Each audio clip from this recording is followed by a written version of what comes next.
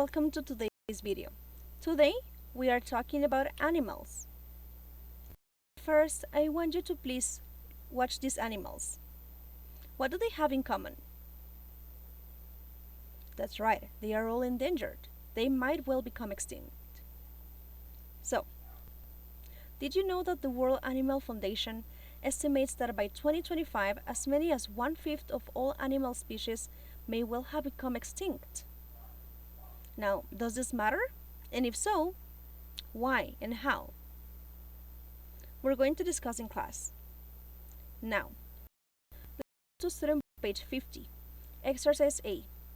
Here, you will find introductions to 2 essays answering the previous question. What do the people who wrote these introductions think about it? Please pause the video while you read.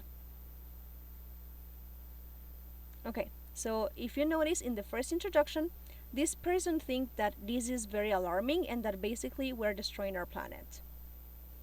Now, the second person thinks that this is actually part of the evolution process and that humans have nothing to do with it. Now, who do you agree with? We're going to share in class.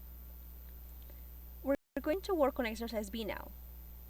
Here, we need to find formal prepositions in both introductions and also find examples of one and ones. Pause the video while you find them. Let's see. In the first one, we have within, upon, and beneath. In the second one, you should have found within, amongst, one, once, one, throughout, in terms of. Did you find the same? Great, let's take a look at this. Now, today we're looking at prepositions in academic writing. Sometimes we can replace common prepositions by other prepositions or prepositional expressions to make our writing sound more formal. Some examples could be amongst, beneath, throughout, upon, within, and in terms of. Look at these 2 examples. Each organism depends on another. Now, this is a perfectly okay sentence. However, if I replace on with upon, the sentence sounds a little bit more formal. Each organism depends upon another. Next, it is a subject of debate in the academic community, or it is a subject of debate within the academic community. Again, it just sounds a little bit more formal. Now, we can talk about general statements using one or ones. Basically, they refer to people in general, or even you or your. We use them to give opinions. Look at the example. People might think this is a major problem and that people's worst fears will materialize. Or, one think this is a major problem and that one's worst fears will materialize. If you notice, this sounds a little bit more formal.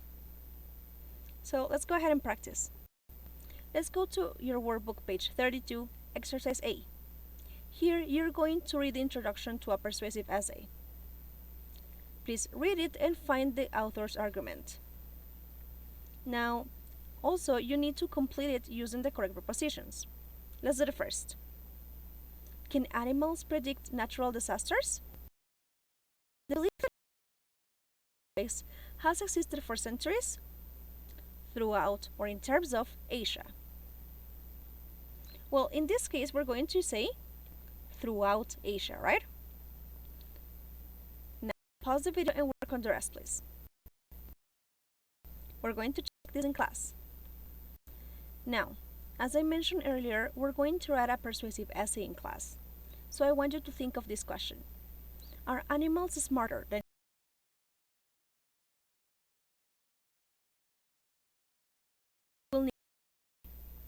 Okay, I will see you in class.